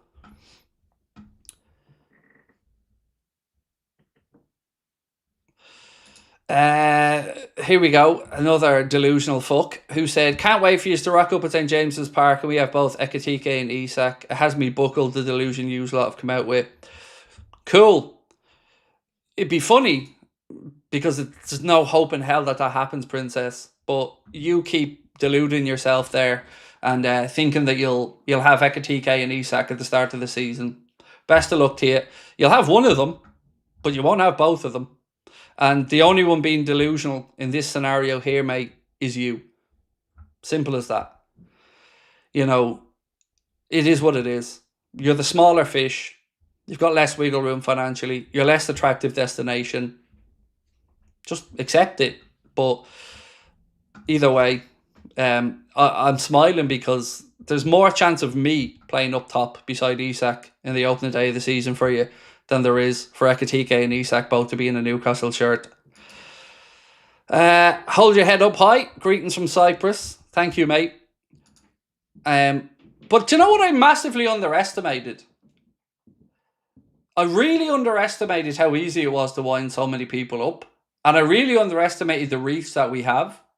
Because people I've never heard of come crawling out of the woodwork, crying about me and moaning about me. And it really has made me realise that little Anfield Agendas, we've come a long way, haven't we? And for all the people that claim to hate me, they know every time I fart. It's hilarious. They know every move I make, every stream I do, everything I say, and yet claim to hate me. And also, all you're doing is spreading my name around. So please feel free. Crack on. You know, share my video calling me a bald fat dope. Do what you want, because you're doing my work for me. And I couldn't pay to be shared around that much. So crack on. Really enjoyed the new podcast. Best of luck. Thank you. It was brilliant, Des. I loved it. It was so great catching back up with Chris and Steve. I'm just sad that there'll be a couple of weeks now that we don't get a chance to record it because the boys are off on holidays. Well, actually, Chris is away work, and he works for the what's it called? What's the actual name of it? He works for the World Snooker Tour, and he's one of their press officers. So he's off of the Saudi and China, I think, for back-to-back tournaments with the World Snooker Tour. And Steve is off on holidays to the Bahamas, I believe. So yeah, I'm only just sad we don't have another one for a few more weeks because I really enjoyed it. What are our centre-back options other than Gay? I guess it depends who you ask. Nathan Collins might be an option. The youngster from Parma might be an option. Jurel Haddo might be an option, albeit there's certainly serious competition grown in that one. After, I don't really know of any bona fide nailed on ones that I would say it'll be him or him. I don't know. You know, I was honest at the start of the window with what I told you I knew, and I didn't know, and I'd never known who the targets were for centre back and centre forward. You know, I know who we've all looked at and talked about, whether it be Nkapie, whether it be Diamonde, whether it be Arujo from Benfica, whether it be Antonio Silva, Mark Gay, Nathan Collins. But which one's the right one, I really just don't know. Ben Jacobs has said this, by the way. It appears Arsenal are now front-runners for young Will Wright, who's the Salford player that Liverpool were looking at. They said Arsenal have offered a higher fee, and Liverpool are unwilling to match following advanced talks in the past 72 hours. So, yeah, let's wait and see. Looks like, according to Ben Jacobs there, that youngster will be headed for Arsenal. Right. So, MSI, Douglas, or the iNewspaper said, some sources at Liverpool suggest that the club are lukewarm on Hugo Ekitike. Yeah, this is funny because I'm lukewarm as a fan on Hugo Ekitike. So I wonder, are we just being not spiteful, but is this part of the dance? Do we really want him, or are we just trying to bluff Newcastle into making a decision on Isak? So our friend here a minute ago, this lad, the only way you end up with both of them is if Liverpool decide they don't want Ekitike. And if that's the case, well, that's the case. Like I said, I'm comfortable as long as my manager gets whoever he wants. And if my manager wants Isak, I want him to get Isak. If Arna wants Šeško, I want him to get Šeško. But either way, I trust the process because I know the money's there. And that's always been my concern. When I know the money's there, I'm comfortable. This one. Isak is leaving Newcastle either this year or next year. Probably, but this would be, in my opinion, where his valuation would be at its highest. If Newcastle want to receive the most money, I think this is the window to do it in.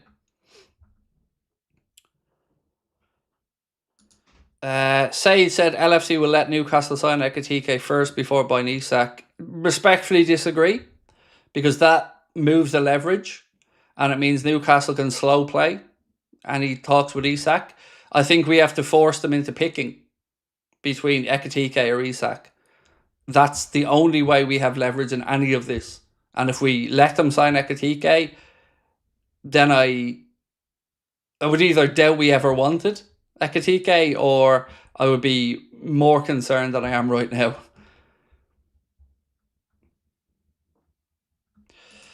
Philly Reds, how are we, sir? And I don't know if you managed to catch this the other night, mate. I did apologise for whatever disagreement we had the other night. I did get your email, bro. And I said I never want us to fall out. I know you're a long-term viewer. The other night, as I said, I had ear issues and I was cranky. So if there was a disagreement, I sincerely apologise. It's never my intent to fall out. And I know you've been a viewer for ages. I've been hearing "Where's the money, John?" in my mind this entire transfer window. So thankful FSG have made good for the team and fans. Cheers, bro. Yeah, it's brilliant. It's brilliant to see them spending the money. That's my dog. Can you hear him? Lunatic of a dog. That dog sounds like how Newcastle fans are sounding in my head at the minute, right? That's what you all sound like to me, just in case you're wondering. What? I said the dog does sound like a possessed animal. He does. Sounds like the Newcastle fans, just crying little yappy merchants. Newcastle fans should sign a petition to keep Isak. Yeah, they should. What type of dog do I have? A French bulldog, mate. And ironically, he's called Harvey, after Harvey Elliott. Star Girl said, my dad said hello. We're going to Kinsale, I think you meant to say Kinsale, for a holiday. He keeps threatening to move back to Carlow. He said, ignore the Toon Army. He enjoyed the podcast. Yeah, look, glad to hear you're coming back to Ireland for a holiday, and I hope you have a great time. If it is Kinsale that you're going to, beautiful part of the country, absolutely gorgeous. I know Carlow well as well. We used to live in Ballylinan, which was kind of on the Kildare Carlow border, so we used to go Fairgreen and Carlow quite a bit. It's like a poker game with regards to Isak. Yeah, it is. It really, really feels like a game of poker at the minute, and I'm intrigued by it. Please give a shout out to John. It's his 48th birthday. John, happy birthday, my friend. 48. I'm not too far behind, bro. I'm not too far behind. I'm turning 44 this year. And where does the years go? Where do the years go?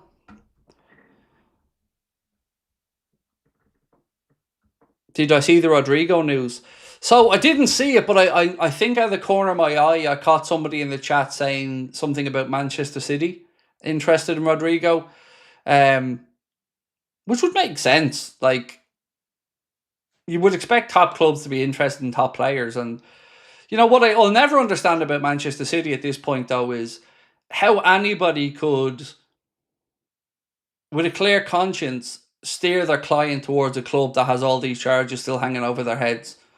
And I know that they'll project an air of confidence and stuff like that, but honestly, if I'm the agent of a top player and Man City are in for me and another club are in for me, I genuinely have to pause, because, you know, do you want to go there and let's say these charges are all found or half of them are proven, then your client is going to be sullied and his brand is going to be sullied by being attached to something that will be cheating, basically. So it's always been one that I've paused and thought about. Like, I couldn't advise somebody to move to a club in that scenario, but I don't know.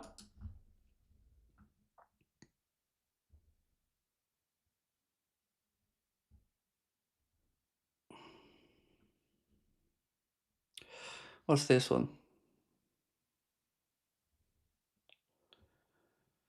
Yeah, I don't even know where to go with that one. Where are we? Craig, don't we need homegrown bought still? Yes and no. So I guess the way to think about the homegrown situation is, if you want to have a full 25-man Premier League squad, the maximum of overseas or non-homegrown players you can have is 17, but there's no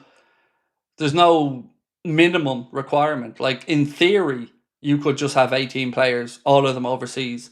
But if you want to have your full complement, Well, sorry, it's 17 and 8, isn't it? Sorry, it's 17 non-homegrown and 8 homegrown. So if you want the full complement, yes, you need to bring in homegrown players. Now, Frimpong is homegrown because of the 9 years he spent at Man City's academy. So he counts as homegrown. The goalkeeper we brought in counts as homegrown. The one from the 28-year-old Woodman. So he counts as homegrown. We've also lost Kwanzaa. We'll probably lose Elliott, which is why Mark A becomes more intriguing, because Mark A ticks the box on a few things. Ivan, there you are, bro. How are we? Ivan, let me ask you a question, brother. Are you getting the same amount of shit as I'm getting on social media from Newcastle fans who just don't like the situation and want to lash out? Because I tell you what, mate, I'm getting rinsed by them. Ekitike is only 23, whereas Isak's in his prime. The Liverpool sign for here and now, one for the future. The plan is for the here and now. That's it. The plan is defo for the here and now. And it took us a while to get to this point. 100% Craig, I'm getting rinsed. It's mad, isn't it? It's mad, mate. You swear we were sleeping with their missiles or something, but it's crazy. But then again, look, it's football. It drives us all mad at times, doesn't it?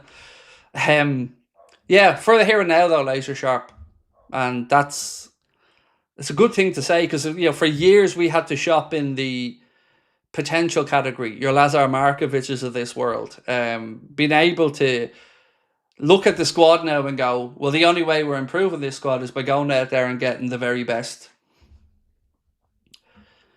But this is why we do love football. Yes, Ivan, it is, dude. It absolutely is. I love the fun and the back and forth and stuff, but yeah, it can get a bit tetchy at times as well.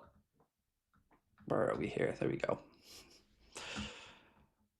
What do I think of Freddie Woodman? I don't know really what to think. He looked okay, and certainly nothing he could have done about the goal that Preston scored, but I don't expect him to be seeing too much action either. It's just because Alisson wasn't available already at that point, so Alisson and Marmadash really will be the two keepers for this season. Premier Waste Management Limited said, I've no respect for Newcastle fans anymore, and it's not even because of Craig. If you go online and look in the comments, for anybody who talks about Isak, you assume Isak is in a polygamy relationship. It's weird. I can understand saying I don't want him to go anywhere, he's not going anywhere, but it goes straight to abuse with not just me or Ivan, everyone. It's crazy. Right, let me find this one. Danny, I missed your super chat, sir, and I'm going to go back to it now. Mark has very kindly given me a nudge. Is it this one? Yeah, it's this one. Sorry, Danny, man. The idea and possibility of Salah, Isak, Rodrigo, Wirtz all in the same lineup has me nursing one. Keep your head up, Craig. You're smashing it. Mate, we talked about this a little bit last night, Danny, and it almost sounds illegal, doesn't it? Like, imagine, as you said, Rodrigo or Gakpo left, Isak in a dream world for us, centre, Salah right, Wirtz in behind, Maka, Gravenberch, then the options we have off the bench. Mate, it would be incredible to go into next season with anywhere close to those options. Orguntala Oluwesie, excuse my pronunciation again, sir, but I thank you for becoming a member. Appreciate your support. Dave said, Craig, why do elephants have big ears? It's because nobody would pay the ransom.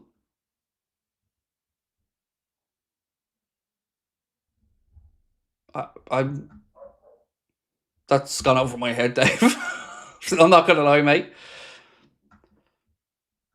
Kai Hunter said, hi, Craig. How are you doing, my man? I must say, I'd love that podcast, but out of curiosity, how often will they be? Once a week. Once a week. There won't be any for the next couple of weeks because the boys are away, but we're going to do it once a week then. And yeah, we're not going to overcommit. I'm not going to overcommit to it, but yeah, once a week for hopefully the season and beyond, because I really, really enjoy it. And that's, I don't know if everybody knows that, but I started in the whole content world and podcasts. So to me, it felt like getting back to my roots. And, I go back a long way with Steve and with Chris, and of course with Jack Gill as well. And these guys are going to be at our live show, by the way. So if you want to come and see us, last ever live show in Liverpool, the weekend of the Manchester United game, 19th of October, myself, Chris, Steve, and live musical act will be on stage together for the very last time. Who's going to be on the podcast? Myself, Steve Bland, and Chris Dunnage. And if one of those is unavailable for whatever reason in any week, then we'll bring in somebody else, whether it be Jack Gill or a special guest or something like that. But there'll be three of us. How do I access the podcasts? The first episode went up yesterday, Jay Woods. It's on a YouTube channel. I believe it's on Spotify as well, unless Connor informs me otherwise. So yeah, it goes out for members first at 10 a.m. and then it goes out at 10 p.m. on the same day for non-members. But we give members 12 hours first as a little thank you. And it will be once a week. And the next one probably won't be till the start of August, and then it'll be every week. Am I going to the Man U game? Yes, I am, mate. Delighted. Brian got tickets to the 8th lounge or the 7th lounge. I can't remember which one it is. So yeah, we're going to it's a really mad time for me. I'll be on holidays in Turkey in October, and I come back into Dublin Airport, and 4 hours later I'm flying over to Liverpool for the weekend to go to the Manchester United game. And we said we'd do the last show while we're over there as well, to kill two birds with one stone.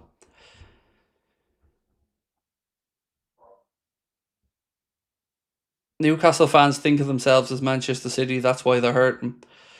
I just got really hurt by it because I try to be respectful to Newcastle fans, and I've always tried to have their back because I like the Geordies. And I said the same about United fans. Rivalry with Man United, but United fans had always been really cool with me, and I've always had respect for them. And I thought I had the same relationship with some of the Newcastle fans, but apparently mocking my appearance, weight, Irishness is all sound for reporting a bit of news. I don't know what to say. It's just been really disappointing, to say the least.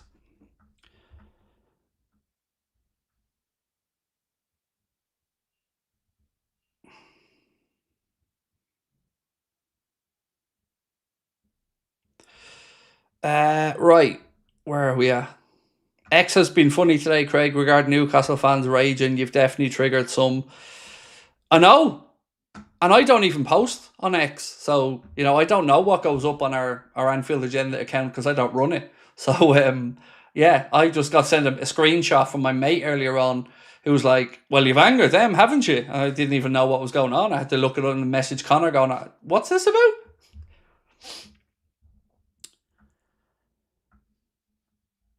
Would I take Bastoni as a VVD replacement? Look, Bastoni's a great defender, but I don't see him leaving Italy anytime soon. So, yeah.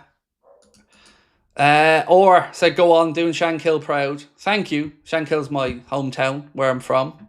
So thank you, man. Always means a lot when I catch up with anybody from Shankill. Just drove through there earlier on today, actually, on the way back. It's amazing how much the town has changed as well. I haven't lived in Shankill for, 25 years now, but I'll always think of Shankill as home because it's where I grew up and it's where I played football and it's where I met all my mates, and it was a really cool place to grow up. It really was. I love Shankill. We had the best of everything. Access into town on the dart, the beach, great places to knacker drink. It was brilliant. I loved growing up in Shankill. Did you see Shelburne knock Linfield out of the Champions League qualifying? I didn't see the final score, mate. No, I knew it was on tonight. And I know Shelburne were 1-0 up, but I was, as I mentioned, out and driving, so I didn't see it. But thank you for letting me know. That's good news for Shells.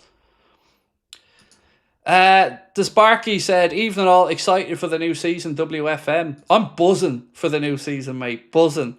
Cannot wait. I can't even wait for the pre-season games now because we still, we've gotten to see Frimpong, we've gotten to see Kirkesh, but we haven't yet got to see Wirtz. And let's be honest, as good as the other two are, he's the superstar. And he's the one that we smashed our transfer record for. So cannot wait to see it. And I'm really looking forward to the games.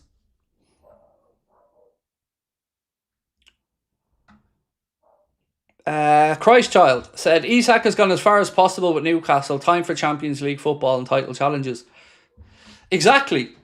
And look, I know any player wanting to leave any football club would rightly hurt that fan base.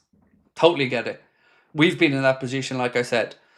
But ultimately, Alexander Isak is going to look at life and think, can I win the Champions League with Newcastle? Can I win the Premier League with Newcastle? And the answer is no. Not yet. Not next year. Not the year after. It's going to take 3 to 5 years for that project to get to a point where they're able to challenge. And that's if they can continue to attract the players. But Isak hasn't got that time. So they will lose him. It's just a matter of when and for how much. So obviously we as Liverpool fans hope we can figure it out this summer and get him. But if not, then if he refuses to sign a new contract, he'll leave. And Newcastle will end up losing them anyway. So yeah, let's just wait and see. Like I said all the way through, I'm not arrogant enough to sit here and tell you we are getting Isak. I haven't got a clue. But I also have to report that we're interested in him and what we're willing to pay to get him.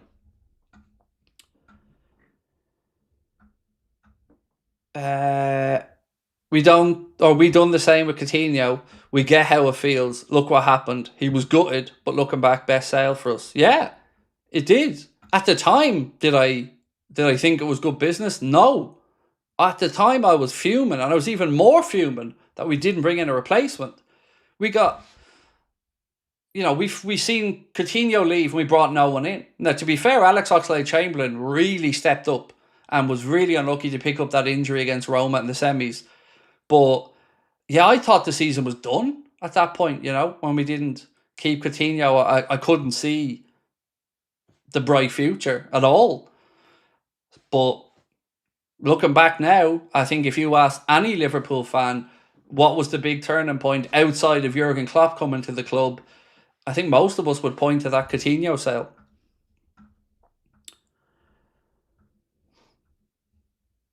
And another thing I don't know if Newcastle fans are maybe acknowledging enough is when you've got the star guy, the leader, the guy who is the difference maker for your team, when he's injured, Newcastle don't look the same animal at all. And he does have injury concerns. So I think there should be a number. And I think Newcastle should do business at 130 or 120 because I genuinely think they're getting someone to overpay for him. And if you can bring in somebody who, like Newcastle are only in the Champions League by sheer luck because the last day of the season went their way and Villa shit the bed. Only for that, they wouldn't be in the Champions League. So they need to admit to themselves that they're not there yet. Excuse me. But some of them just want to deny reality and leave them to it. Where do you think Harvey will go? Could be used as a make-way for Isak. Doesn't sound like to me he's headed for West Ham. Well, let's be quite frank about this. He could do better than West Ham. West Ham at the minute are not an attractive proposition. Good club, but even their own fans will say they're not in the best of moments at the minute and need attention. So if I'm Harvey Elliott, I'm looking at Villa, certainly Newcastle, if they're interested. Newcastle, I think, would be a great move for him. Brighton will be an interesting proposition, but wouldn't give him European football. And after that, honestly, if I'm Elliott, I wouldn't rule out the possibility of a move to Europe, to the Bundesliga or somewhere else if it was the right move and the right manager, sells him the right project. He deserves to go and play at a good club, and I think you'll see him probably somewhere playing in a European competition as well.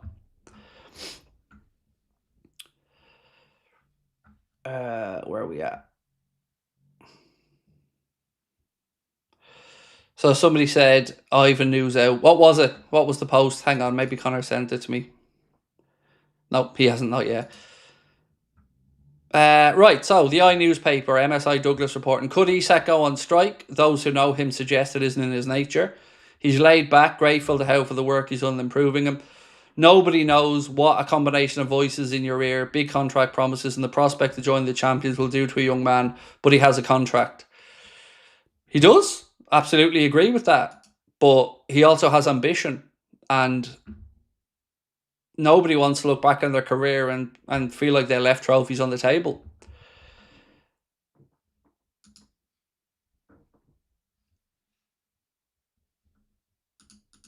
Is there a possibility of getting Isak and Ekitike?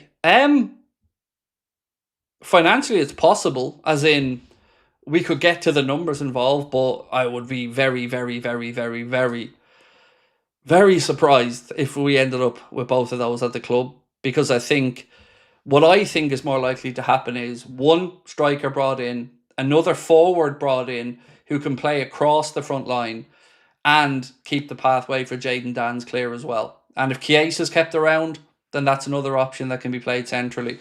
So I'm expecting one, to be honest.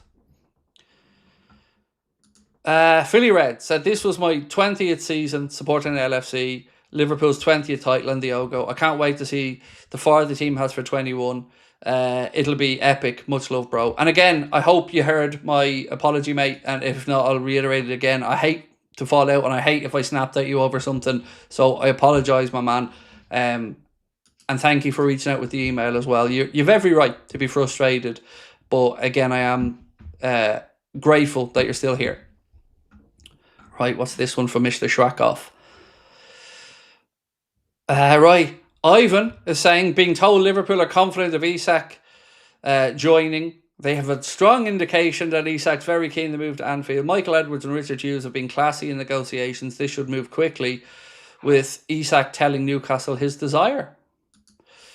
Now, look, Isak wants to join Liverpool. I don't even think that's up for debate anymore. But there is absolutely the prospect of him being respectful to Newcastle. So what MSI Douglas said, I understand. Newcastle have been good for Isak. They've treated him really well. The fans idolise him. They've given him a platform to show what he can do, and they paid big money for him. I get all of that, but it's always felt like it'll come down to how Isak pushes or not for the move. And I don't know if anybody at this moment in time can give you a definitive of what he's going to do one way or the other. That's the unknown in this for many of us. Itachi, how are we, dude? Said, I love that we're playing 4D chess with Newcastle about Ekitike and Isak. Really hoping we end up getting Isak. New season will be buzzing. I think Newcastle should sell us Isak for their own development, as well as, of course, me as a Liverpool fan wanting Isak. Because I think they will look back on it in the future as the deal that gave them the freedom to really back Eddie Howe without breaking any rules. And watch everything I've said about Newcastle. I've ranted on here about Man City. I've bitched about Chelsea. I've never, ever uttered a word about Newcastle since they've been taken over, because they haven't taken the piss. They've acted within the rules, and they've cut their cloth accordingly, and they've had to make tough calls with PSR, and I give them eternal credit for that, because others haven't. But, you know, I want Isak at Liverpool, and I hope it happens. Love the vids, boss man. Never change. Thank you, Joe. I don't think I ever will, mate. I'm too old to change at this point, and I kind of like being able to just look in the mirror and know that I've been honest, or as honest as I can be. Right, you absolute legendary people. I'm going to say goodnight. If you haven't, do come across and join the Anfield Agenda WhatsApp community. Scan that QR code there on the screen. That will bring you straight in, where we will adhere to give you the latest transfer news. We'll put in some interesting polls there as well. And a few other bits and pieces that we hope keeps you informed and gives you everything you need from a Liverpool perspective.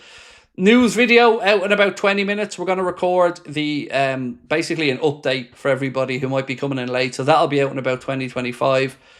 And I will see you tomorrow. Same time, same place. Much love, and thank you as always for your support. We'll talk soon. Bye-bye.